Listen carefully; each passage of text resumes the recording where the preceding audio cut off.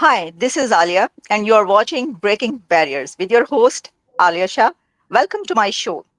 Today, this is an honor for me. This is big opportunity for us that we have very special guest in our show. His name is Adam Reingold. He is the president of the House of Ruach Foundation, and this foundation has been a strong partner to promote education for girls, empowers women empowerment, and girls' education in Afghanistan and in Pakistan too, and fights for anti Semitism. Recipient of Changemakers Award in AMWAC DC conference. Adam is the first Jew to speak in the Roundtable Pakistan, where he spread the message of interfaith harmony and unity. Thank you so much, Adam, for joining my show. Thanks a lot. Thank you for having me, Aaliya. My first question, that you visited Pakistan and you were the first Jew to visit Pakistan, as you know, in official capacity, we can say that. So, how did you find Pakistan? How was your trip? And you are promoting education for girls in Afghanistan and Pakistan. So, uh, it was your dream to support women and women empowerment and education for girls? So the dream is all due to the founder of the House of Ruach, Dr. Gwen Hecht. She's the one who really set forth the action to help women improve their lives in Pakistan, and prior to me in Afghanistan as well. We got started with Dr. Don Hecht's vision of providing nursing and psychological services to really help the Pakistani government and people of Pakistan to really become stronger and better in terms of opportunities for women. This came about through, at the time, his university, and the idea that those women would be able to educate themselves to become nurses and psychologists and therapists through an internationally accredited university that Doc was of blessed memory had at the time, and his wife, Dr. Gwen Hecht, was the president at the time. So what had happened as an initiative through this school, Dr. Gwen Hecht felt so passionate about the work that they were doing in Pakistan that after they had sold the school, they continued to do the work through the House of Ruach. And that's what brought me to Pakistan to work with a partner of ours, Anila Ali, and specifically the CalPAC partnership, to see all the great work that Dr. Gwen Hecht and the House of Ruach had been funding in Pakistan. I would like to know so many things about your visit in Pakistan, but before that, I would like to ask, what's your point of view on recent development? President Trump and Prime Minister Netanyahu announced peace plan for Gaza. Do you have any hope that is there any bright chance of peace there, and this plan is practical? So the key word there that you said is hope.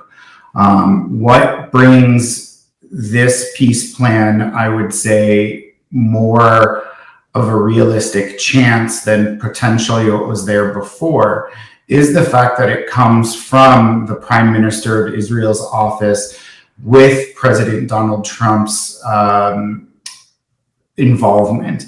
This is the first time that he himself has truly been involved in the process, and by putting his name on this process. So as we know, the President of the United States likes to have his name in lights and on things, you know, his buildings and what have you. So if there wasn't a real chance for peace, it would be unlikely that he would put his name to something like this. But we can only hope for peace. The plan is 20 points, and history shows us that when time and time again they are the opposition to peace are presented with opportunities for peace, it unfortunately the history shows that it doesn't happen. So we hope for peace. We want peace. Israelis want peace and just want to return to a life where they can mourn those that were murdered after October 7th and bury those that are still in captivity as a result of October 7th. So, as Prime Minister Netanyahu announced that Hamas has 3 or 4 days to accept this plan, do you think that they will accept it? Because, as you said, that in the past their history is very bad. Um, and one more thing, that there is um, rapidly change that Arab countries will recognize Israel very soon. Do you think so that this is happening? So, yes, we know that Arab countries want to do business with Israel. For some time now, we've known that there are under the table politics, there's agreements, and that their governments do work together on certain projects and opportunities that go to help the Middle East become a much more peaceful place. Again, back to that magic word of hope. We hope they accept it, but I myself feel that they will not. They are not in the business of peace. If they were in the business of peace, Hamas would not have put all of Gaza and all the innocent people's lives at stake when they declared war on the state of Israel on October 7th. Unfortunately, the reality is when Hamas decides that the lives of the innocent men, women, and children of Gaza have value, then we can hope for peace. But until then, unfortunately, they're human shields. They're stuck between a rock and a hard place. And I really feel for the people of Gaza. And all Hamas needed to do was release the hostages, and the war would have stopped. Time and time again, they were offered this opportunity. I don't know why this opportunity would be any different, but we hope that it will be. Okay. So, Adam, your visit regarding Pakistan, and there are few countries, the first one countries, Pakistan, and also I was watching that India, Prime Minister Narendra Modi also supported this plan, and they said we are with Israel. Obviously, India and Israel are great friends and from decades. And Pakistan passport does not allow people to travel to Israel, but we have seen that this is support, that they are supporting this peace plan. You visited Pakistan. How did you find Pakistan? Is there, you see any anti-Semitism emotions? And please tell us interesting things about your visit. The whole experience was truly interesting, as you say. But truth be told, there's not any direct anti-Semitism that I faced. There was no anti-Israel sentiment that I faced. Keep in mind, this is the most time that I spent in Pakistan was in Karachi. And in Karachi, I saw dynamic art and such things that I would not have expected to see in a Islamic Republic country. And so that is, of course, Karachi. In other parts of Pakistan, there are different areas and might be more conservative. But all in all, anyone that I met, I was not hiding the fact that I was Jewish. I did not make it a point to do so at all. When asked why I was there and who I was with, I made it clear that I worked for the House of Ruach, a foundation. And when they asked, naturally, what does Ruach mean? I say it is a Hebrew word. And so through that, we would have discussions and just open and honest discussions. And people were more curious out of anything of just what my thoughts about Pakistan were, because they really didn't have any feeling one way or another about Israel or about Jews, because in particular, where we are funding schools in Thar Parker and remote places in Pakistan, these students and families and don't really know where Israel is. They don't know what Jewish people are. It's not on their first list of priorities of survival, right? Food, water, shelter. We're providing education. We're providing water. We're providing shelter in a lot of ways. And so just being hateful or resentful of anybody just is not on their list of things that is important to them. And what is kind of dynamic about that is that we are working with predominantly Hindu students in taught by Muslim teachers in a Hindu area. So you have already a very mixed dynamic that is taking place. And so I think more than anything, it's curiosity. And when I spoke at the Earth Summit program, I spoke with such pride that I could be, the first Jewish person to speak at a forum like that, and just to have conversations with people in the halls. But all in all, it was really, people want to be part of an open world. They don't want to be shut out from the rest of the world. And in terms of, as you said, all countries except Israel is on the Pakistan passport, when in fact, that's up to Israel to decide. So we know that Pakistanis have in fact gone to Israel and have gone to go spread peace and the idea of being together and working together for a better tomorrow. So I know and can speak to Pakistan signing on because they really, I think, especially with the military and how they play such a significant role in Pakistan's politics, I think they absolutely want to have relationships with Israel and the IDF and build on defense. And there's so much there that I saw in Pakistan that if Israelis could come to Pakistan and Pakistanis could go to Israel, the sharing of knowledge would be so special for both countries, because both countries value education so much.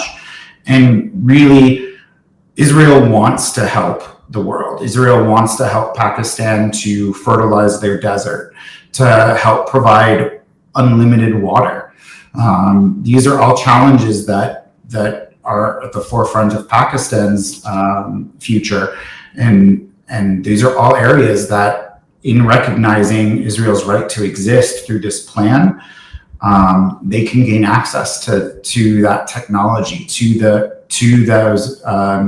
military strength, to the water and the ability to have water. Adam, this is interesting phenomena that India and Pakistan are great rivals, enemies of each other. But whenever any Indian go to Pakistan, they welcome Indians. They were so happy. They host Indians in their homes, and whenever any Israeli, you are the first person officially, and you went there and you have very good experience. But other than that,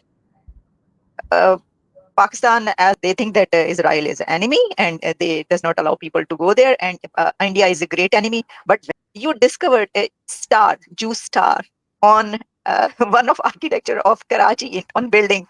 Can you tell us what's that? Just in one of those fun moments as I'm going through Karachi and wondering about Jewish life in Karachi, because there are Jews indigenous to that area throughout all of history. And as people would say, oh, they don't think that there was a Jewish community or that there were Jews in Pakistan. And as I'm hearing this, I look up and I say, wait, there's a giant Star of David on that clock tower. And you're telling me there's no prominent Jewish life that ever existed in this country. I find that kind of hard to believe. And so from there, we really were able to kind of start to talk about the history of Jews in Pakistan and their involvement in the architecture. And when in fact there was a very prolific involvement of Jewish people in the start of Pakistan, and building their great buildings in many of the buildings in Karachi that the government is so proud of. They were built by architects that were Jewish. Okay. Aaron, there is a rising anti-Semitism in the world due to Gaza. How to counter this anti-Semitism? I wish I knew. Anti-Semitism is the longest form of hate, the largest form of hate, and this new anti-Zionism movement is just another form of anti-Semitism. You can take out Zionism and put in the word Jewish. You can take out Zionism, and it's a new way of attacking Jewish people and their historical significance to the land of Israel. I like to say it's the largest cultural appropriation in the history of mankind. As people who are trying to move beyond just traditional anti-Semitism, it's the same thing, just under new methods, meaning the blood libels and all the things that are of old are still found today, just recycled or upcycled into anti-Israel sentiment. People will say they're not anti-Semitic, but they're anti-Zionist and they're anti-Israel. But when people talk about from the river to the sea or any type of chant like this, you're talking about the extinction of half the world's Jewry. So yes, anti-Semitism is on the rise. What are we doing to combat it? We are trying to combat it at a local level. We have been involved in much larger scale combating anti-Semitism, but what we're trying to do is to look and see ways of working with schools, working with communities, local Holocaust education centers.